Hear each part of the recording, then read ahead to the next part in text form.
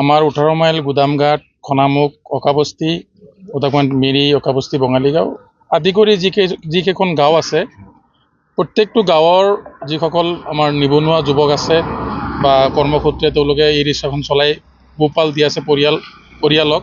গতিকে আমি অতিকৈ দুখ পাইছোঁ যে ই ৰিক্সাখন চলাই তেওঁলোকৰ যি উপাৰ্জন কৰি ঘৰ সংসাৰখন চলোৱাত কাৰো প্ৰতি কোনো আপোনাৰ বাধ্যবাধকতা হ'ব নোৱাৰে।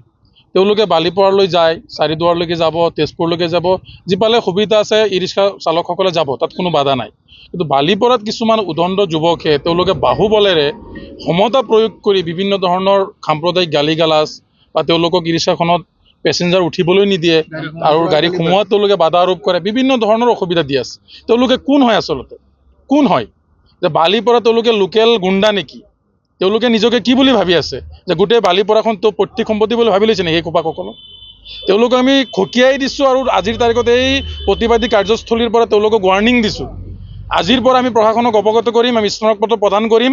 কাইলৈৰ পৰা যদি আমাৰ ই ৰিক্সা চালকসকলক কোনেও XYZ তেখেতসকলক যদি মাৰপিট কৰে, বলপূৰ্বকভাৱে যদি পাৰ্কিঙত গাড়ী ৰখাবলৈ নিদিয়ে, তেওঁলোকক যদি কোনো ধৰণৰ অত্যাচাৰ কৰে, মানসিকভাৱে শাৰীৰিকভাৱে যিকোনোভাৱে যদি তেওঁলোকে প্ৰহাৰ কৰে, কিন্তু আমি খুদাই নেৰো, আইনগত আমি ব্যৱস্থা গ্ৰহণ কৰিম আৰু আইনত আমি যাবৰ কাৰণে বাধ্য থাকিম। কিন্তু তেওঁলোকে নিজে যিটো চলাই খাই আছে ই ৰিক্সা, তেওঁলোকে চলাক আপত্তি নাই। আৰু যিসকল 18 মাইলৰ যিসকল ই ৰিক্সা চালকসকল আছে, তেওঁলোকেও টমটম ই ৰিক্সা চলাব, তাতো কোনো বাধা নাই। কিন্তু তেওঁলোকে মাজৰ পৰা আহি তেওঁলোকে বালিপৰাত হৰ্তাকৰ্তা বুলি দেখাবৰ কাৰণে তেওঁলোক কোন হয়? তেওঁলোকে এইটো কৰিব নোৱাৰিব। আইন সকলোৰ বাবে সমান। গতিকে আজি নহয়, কেইবাদিনো এনেকুৱা ধৰণৰ ঘটনা পৰিঘটনা হৈছে। আমি প্ৰত্যেকটো ঘটনা পৰিঘটনা আমি আৰক্ষী বিষয়াক আমি অৱগত কৰিছোঁ, আজিও কৰিম, যাতে এনেধৰণৰ কাৰ্যক্ৰমণিকা নহয়। আমাৰ যিসকল ই ৰিক্সা চালক আছে, তেওঁলোকে ভালকৈ চলাই যাব, তেওঁলোকে জীৱিকা অৰ্জন কৰিব, তেওঁলোকে পৰিয়ালক পোহপাল দিব। আজি চাওক, বেয়া কামত মানুহে কিমান দাপলি মেলিছে আৰু তেওঁলোকে গোটেইখিনি এৰি থৈ বেয়া কামৰ পৰা মুক্ত হৈ এটা ই ৰিক্সা টমটম চলাই তেওঁলোকে খাই আছে। তাত কোনো বাধা হ'ব নোৱাৰে। পেচেঞ্জাৰ য'তেই পাব, যাত্ৰী য'তেই পাব, তেওঁলোকে উঠাবই, তাত কোনো বাধা দিব নোৱাৰে। এতিয়া সেইটো মোৰ জেগা, সেইটো মোৰ এৰিয়া, মোৰ ছাইড, এইবিলাক কৈ জহাই ফুৰিলে নহ'ব। গতিকে আমি শেষৰ বাৰলৈকে খকিয়াই দিছোঁ, যিসকল উদণ্ড হৈছে আৰু অতি তেওঁলোকে বাহুবলেৰে কাম কৰিব বিচাৰিছে, তেওঁলোকে যাতে এনেকুৱা কাম কৰিবলৈ সুযোগ নাপায়, তাৰ কাৰণে প্ৰশাসনক আমি আজিৰ তাৰিখত দৃষ্টি নিবদ্ধ কৰিছোঁ। ঘটনাটো আমাক ই ৰিক্সা চালকসকলে জনোৱা মতে আজি আগত তেনেকুৱা 2-1 দিন হৈছে, কিন্তু আমি কৈছোঁ যে মিলামিলি তহঁতে চলি থাক। কিন্তু কিছুদিন ধৰি বোলে আমাৰ 18 মাইল, অকাবস্তি, বঙালী, গুদামঘাট, এই বৃহত্তৰ এলেকাৰ যিবিলাক ই ৰিক্সা আছে, এই ই ৰিক্সাখিনি বালিপৰা চেণ্টাৰৰ লগত সংযোগী, খনামুখ, লখৰা ইত্যাদি তেওঁলোকে ঘূৰি ফুৰি ভাড়া মাৰে। কিন্তু কিছুদিন ধৰি বালিপৰাৰ কিছু ই ৰিক্সা চালক উদণ্ড টাইপত তেওঁলোকে আমাৰ ইফালৰ ই ৰিক্সাখিনি গ'লে তাত ষ্টেণ্ড কৰিব নিদিয়ে, পেচেণ্ট উঠাব নিদিয়ে, যাত্ৰী উঠাব নিদিয়ে আৰু বিভিন্ন ধৰণৰ মিয়াৰ ধপধপনি নচলিব, অমুক তমুক বিভিন্ন সাংবাদিক মন্তব্যবিলাক কৰে। গতিকে আজি আপোনালোকৰ যোগেদি মই এই অনুৰোধ কৰিব বিচাৰিছোঁ যে বালিপৰা যিখিনি ই ৰিক্সা চালক আছে, তেওঁলোকে আমাৰেই বন্ধু, আমাৰেই ভাই, আমাৰেই দাদা, আৰু ইয়াৰ ল'ৰাখিনিও আমাৰেই বন্ধু, আমাৰেই ভাই, আমাৰেই দাদা।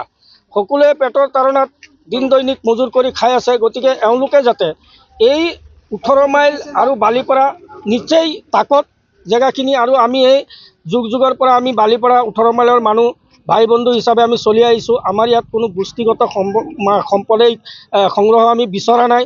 আৰু তেওঁলোকে যাতে এই মনোভাৱটো এৰাই দিয়ে, জাতিক ধৰি, সম্প্ৰদায়ক ধৰি যাতে কথা নকয়, সকলোৱে ই ৰিক্সা চলায়, তেওঁলোকৰ মাজত মিলাপ্ৰীতি কৰি চলাক। আৰু গম পাইছোঁ যে বালিপৰা এটা ই ৰিক্সা এছ'চিয়েশ্যন আছে, যিহেতু এটা কমিটি আছে।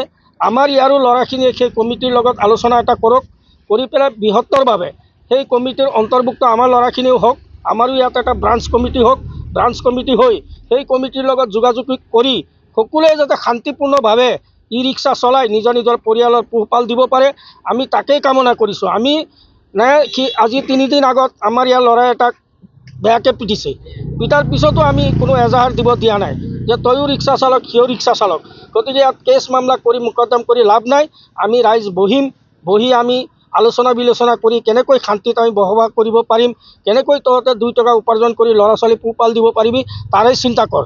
গতিকে আমি শান্তিপূৰ্ণটো বিচাৰিছোঁ। আৰু আপোনালোকৰ মিডিয়াৰ যোগেদি আমি এই কথা আকৌ পুনৰাই কৈছোঁ যে বালিপাৰা আৰু 18 মাইল বৃহত্তৰ দূৰ এলেকা নহয়, নিচেই ওচৰৰ মানুহ আমি।